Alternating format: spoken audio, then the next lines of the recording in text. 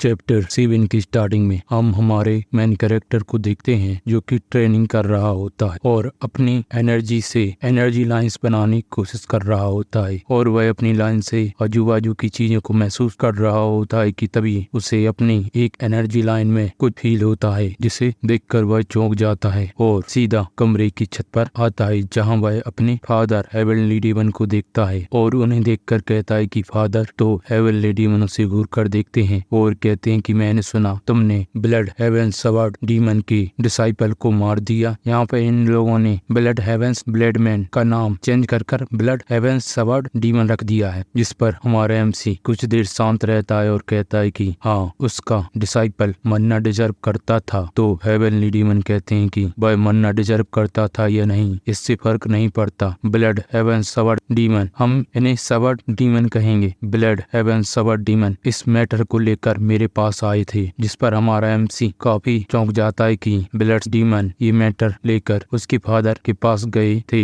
और heavenly demon कहते हैं कि वह चाहते हैं कि मैं तुम्हें पनिशमेंट दूं, जिस पर हमारा एमसी चौंकता है और कहता है कि आप कह रहे हैं कि सवर्ड डीमन आपके पास गए थे क्योंकि मैंने उनके एक डिसाइपल को मार दिया और उन्होंने पर्सनली आपसे मुझे पनिश करने के लिए कहा, जिस पर हेवनली डीमन कहते हैं कि हाँ, ये थोड़ा अनएक्सपेक्टेड है, लेकिन वह कोई ऐसा इंसान नहीं है जो केवल एक डिसाइपल की मृत्यु पर ऐसी रिक्वेस्ट करे। जिस पर हमारा एमसी सोचता है कि सवर्ड डीमन ये चेक करने की कोशिश कर रहे हैं कि मेरे फादर और मेरे बीच कैसा रिलेशनशिप है। वह ये चेक करना चाहते हैं कि क्या मेरे फादर मुझे पनिश करेंगे या नहीं, और यदि वह मुझे पनिश करेंगे तो वह मुझे किस तरह की पनिशमेंट देंगे, और जब ऐसा होगा तो उन्हें ये पता चल जाएगा कि क्या फादर मुझे एक सक्सेसर कैंडिडेट के रूप में कंसीडर करते हैं या नहीं। तभी हेवनली डीमन कहते हैं कि मैं तुम्हें पनिश करने की सोच रहा हूँ, जिस पर हमारा एमसी चौंक जाता है और कहता है कि आपको मुझे पनिश करने की कोई वजह नहीं है। जिस पर हेवनली डीमन कहते हैं कि वजह तो बनाई भी जा सकती है। तो हमारा मेन कैरेक्टर हेवनली डीमन की ये बात सुनकर उन्हें घूर कर देखता है और फिर हेवनली डीमन कहते हैं कि तुमने मुझसे हंटिंग के दौरान पूछा था कि मैं किस डीमन सुप्रीम पर सबसे ज्यादा भरोसा करता हूँ। तो हमारा मेन कैरेक्टर कहता है कि हाँ, और फिर हम पास्ट का सीन देखते हैं जहाँ पर जब दोनों शराब पी रहे होते हैं तो हमारा मेन कैरेक्टर हेवनली डीमन से पूछता है कि फादर, आखिर आप डीमन सुप्रीम्स में से सबसे ज्यादा किस पर भरोसा करते हैं। तो वहाँ पर हेवनली डीमन उसकी बात का कोई जवाब नहीं देते और हमारा मेन कैरेक्टर मन में सोचता है कि उस समय फादर ने मेरे इस सवाल का कोई जवाब नहीं दिया था। तभी हेवनली डीमन कहते हैं कि मैं किसी पर भी भरोसा नहीं करता, डीमन सुप्रीम्स पर भी नहीं। ये सुनकर हमारे एमसी की आंखें बड़ी हो जाती हैं और वही अपने फादर की इस बात पर काफी हैरान रहता है। हेवनली डीमन कहते हैं कि तुमने कहा था कि कल्ट में एक हायरार्की और डिसिप्लिन सेट करने की जरूरत है, तो मैं इसके बारे में तुम्हारे असली विचारों को सुनना चाहता हूँ। अब मुझे ये बिल्कुल बुलशिट जवाब मत देना कि तुम कल्ट के अंदर के करप्शन को जड़ से खत्म करना चाहते हो। जिस पर हमारा एमसी कुछ देर शांत रहता है और कहता है कि मुझे ऐसा लगता है कि हमने डीमन पाथ को खो दिया। तो हेवनली डीमन उसे घूर कर देखते हैं और कहते हैं कि हमने डीमन पाथ को खो दिया। तो हमारा एमसी कहता है कि हाँ। तो हेवनली डीमन पूछते हैं कि आखिर डीमन पाथ से तुम्हारा क्या मतलब है। तो हमारा एमसी कहता है कि डीमन पाथ में यह बिलीव है कि केवल हमारा कल्ट ही एब्सोल्यूट ईवल को हरा सकता है। तो हेवनली डीमन उसे देखते हैं और कहते हैं कि एब्सोल्यूट ईवल को हराना। तो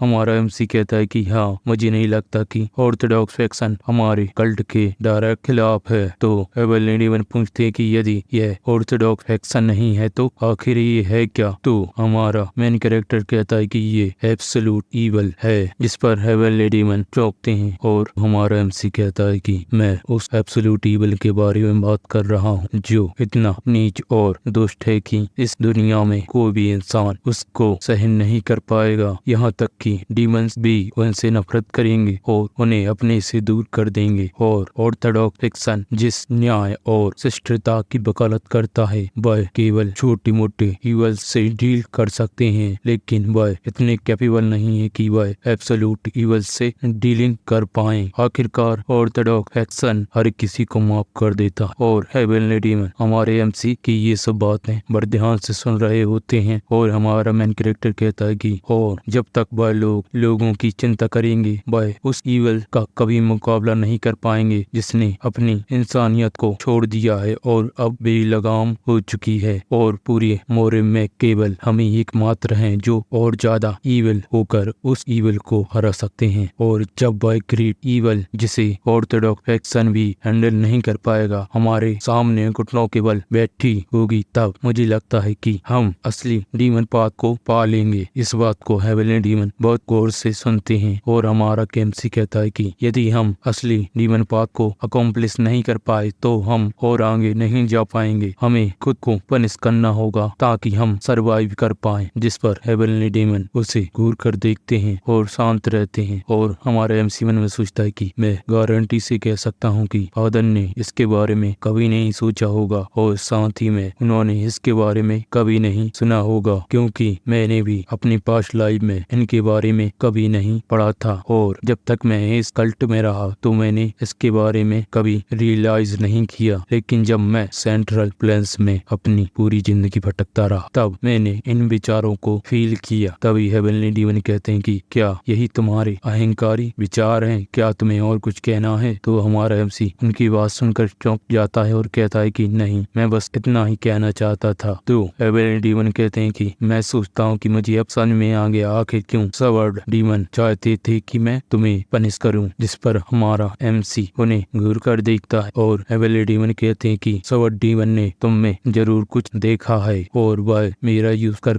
तुम्हें टेस्ट करना चाहता है। तो हमारा एमसी कहता है कि मुझे लगता है उसने मेरे अंदर सक्सेसर कैंडिडेट बनने की पॉसिबिलिटी देखी है। तो हेवनली डीमन कहते हैं कि या फिर उसने एक ऐसे इंसान को देखा जो हमारे कल्ट को तहस-नहस कर देगा। तो हमारा मेन कैरेक्टर कहता है कि जो भी हो, लेकिन उस बूढ़े आदमी के पास अच्छी आंखें हैं क्योंकि उसने इस एक्स्ट्रा ऑर्डिनरी चीज को नोटिस कर लिया। इस पर हेवनली डीमन उसे घूर कर देखते हैं और कहते हैं कि चलो मेरे पीछे आओ। तो हमारा एमसी चौंकता और पूछता है कि आखिर हम इतनी लेट रात को कहाँ जा रहे हैं। और हम माइनर हेवन केव को देखते हैं जिसके बाहर हेवनली डीमन और हमारे एमसी को देखते हैं, जिसे देखकर हमारा एमसी मन में सोचता है कि माइनर हेवन केव यह एक ऐसी जगह है जहां पर ऐसी कैंडिडेट को टेस्ट किया जाता है जो हेवनली डीमन बन सकता है। वह हेवनली डीमन का डिसाइपल हो सकता है या हेवनली डीमन का चाइल्ड। इस केव के अंदर जाना बहुत आसान है, लेकिन यदि वह इस ट्रायल से वापस नहीं आ पाए तो वह हमेशा के लिए इस केव में फंस जाएंगे। इसके सक्सेस होने के रेट 50% है।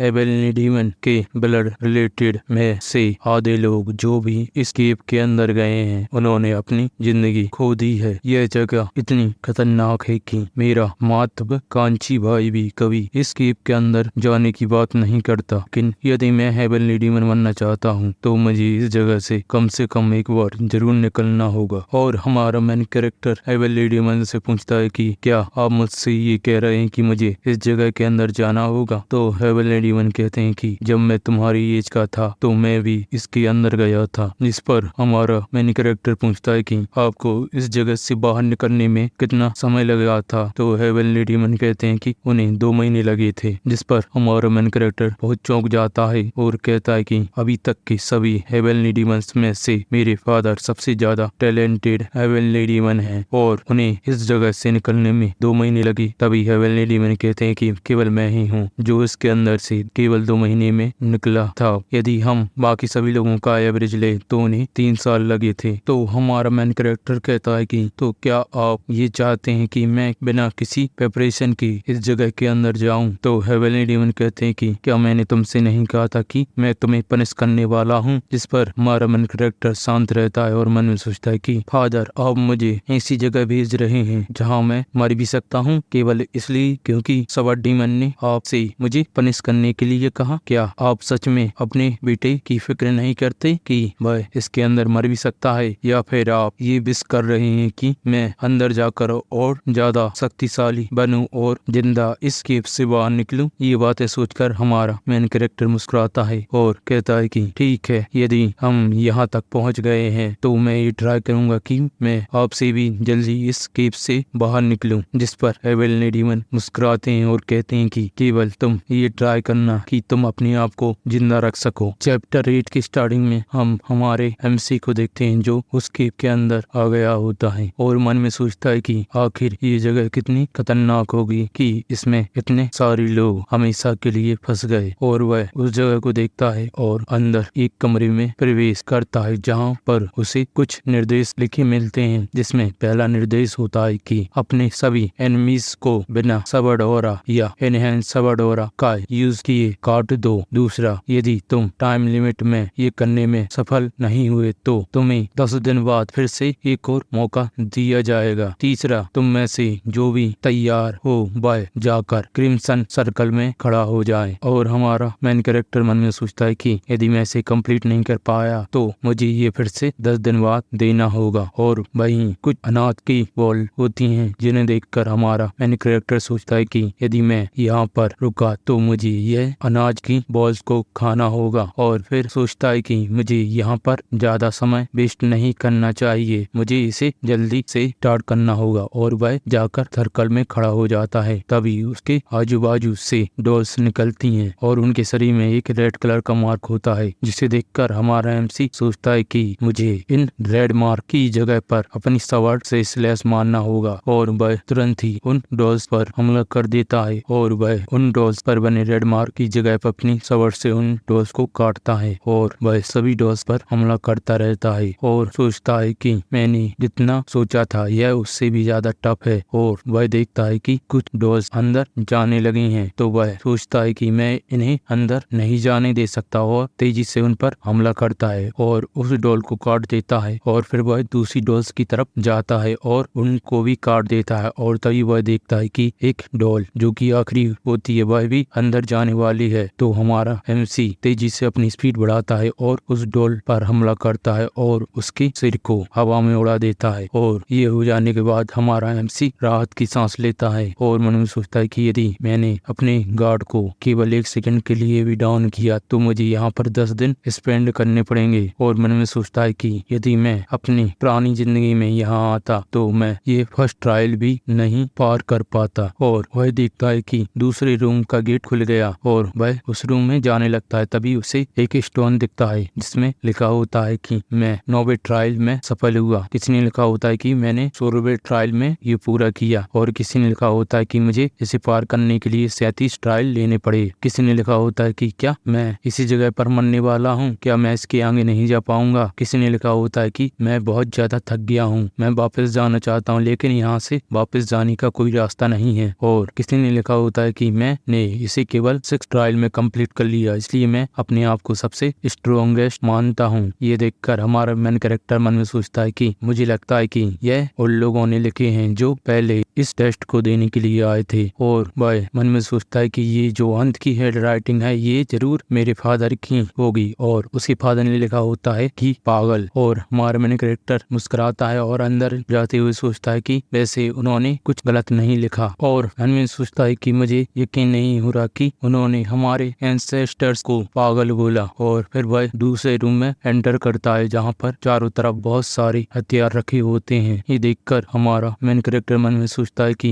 इतने सारे हथियारों को देखकर लगता है कि इस ट्रायल में हमें इन सभी का यूज करना होगा। और फिर वह निर्देश पढ़ता है जिसमें पहला निर्देश होता है कि इस बॉल पर रखी हुई तलवारों से तुम्हें उस पत्थर को बीच में से काटना होगा, वो भी 2 घंटों के अंदर। तुम चाहो तो सबडोरा और एनहेंस सबडोरा का यूज कर सकते हो। दूसरा, यदि तुम इसे टाइम लिमिट में कंप्लीट नहीं कर पाए तो तुम्हें 20 दिन बाद फिर से दूसरा चांस दिया जाएगा। तीसरा, जो भी तैयार है वह जाकर सर्कल में खड़ा हो जाए। और हमारा एमसी तुरंत जाकर सर्कल में खड़ा हो जाता है और तभी वह देखता है कि उसके सामने एक कूल बॉल आ जाती है, जिसे देखकर हमारे एमसी मन में सोचता है कि इस बॉल को 2 भागों में काटने के लिए 2 घंटे का समय दिया गया है। यह तो बहुत ज्यादा समय है। यदि मैं अपना एनहेंस सबडोरा यूज करूं तो मैं ऐसी 100 बॉल को केवल 2 घंटे में काट सकता हूं। और सोचता है कि उन निर्देशों में जरूर कोई कारण होगा। और वह उस बॉल को घूर कर देखता है और अपनी सबड़ से उसे काटता है और वह देखता है कि उसकी सबड़ टूट गई। और मन में सोचता है कि मुझे लगता है कि केवल इस पर हमला करना काम नहीं करेगा। और सोचता है कि यदि ऐसा है तो वह जाकर एक दूसरी सबड़ उठाता है और मन में सोचता है कि तुम मुझे एनहेंस सबडोरा का यूज कर इसे बीच में से काट देना चाहिए और जल्दी अगले ट्रायल में जाना चाहिए। और वह अपना सबडोरा यूज करने लगता है और वह उस बॉल को बीच में से काटने ही ही वाला होता है कि तभी उसे कुछ क्लिक होता है और वह रुक जाता है और मन में सोचता है कि यदि